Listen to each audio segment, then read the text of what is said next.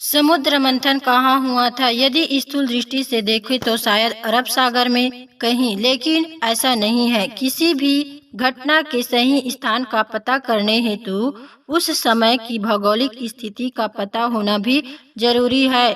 ग्रंथों में गहरे घुसेंगे तो पता चलेगा कि बिहार, बंगाल, झारखंड, उड़ीसा आदि समुद्र मंथन के समय जलमग्न थे।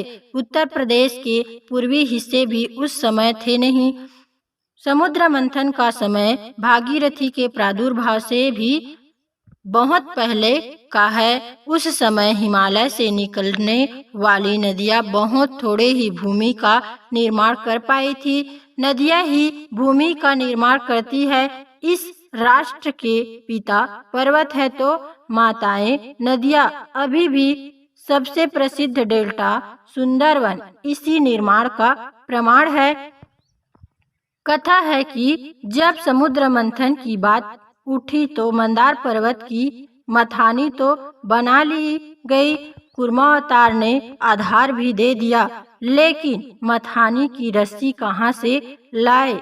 उस समय सर्वसम्मति बनी कि हिमालय की कंदराओं में आराम कर रहे नागराज वासुकी से ही यह काम करवाया जा सकता है।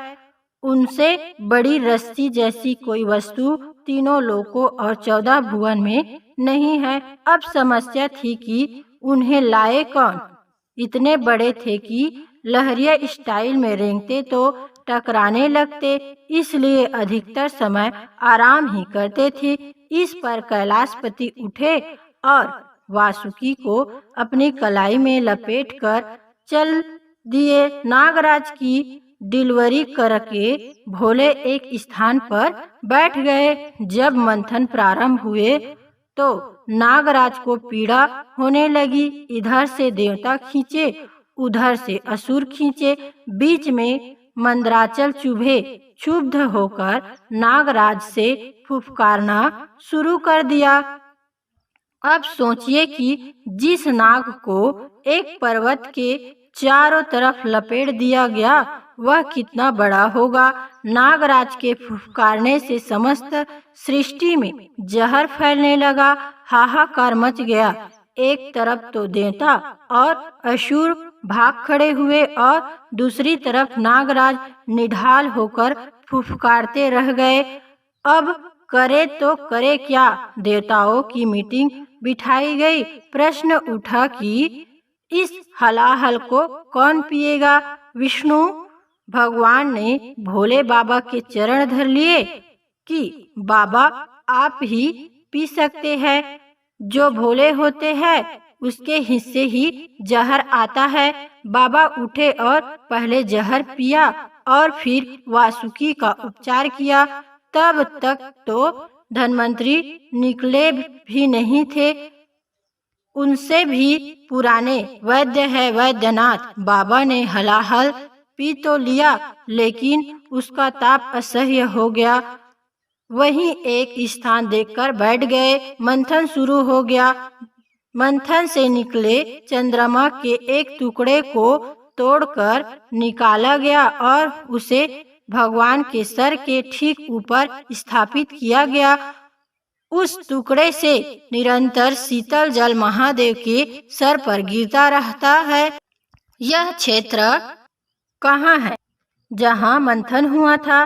बिहार के बांके जिले में स्थित मंदार पर्वत के आसपास का क्षेत्र ही मंथन का स्थान है। आज भी झारखंड, बंगाल, उड़ीसा और बिहार की भूमि में खनिजों का प्रचुर भंडार है, जिसका केंद्र मंदार पर्वत ही है। मंदार में अभी भी समुद्र मंथन से निकली निधियां छुपी हुई है। भोलेनाथ नागराज को पहुंचाने के बाद जिस स्थान पर बैठे थे वह स्थान है वासुकी नाथ। जिस स्थान पर नागराज का उपचार करने व विष ग्रहण करने के बाद बैठे थे वह स्थान है वैद्यनाथ धाम।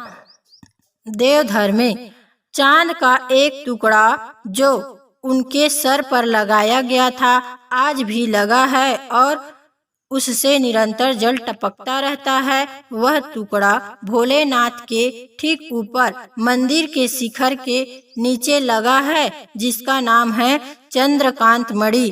दोस्तों, आपको यह सुंदर प्रेरक जानकारी अच्छी लगी तो लाइक और ज्यादा से ज्यादा शेयर और सब्सक्राइब अवश्य करें। जय महाकाल, जय भोलेनाथ।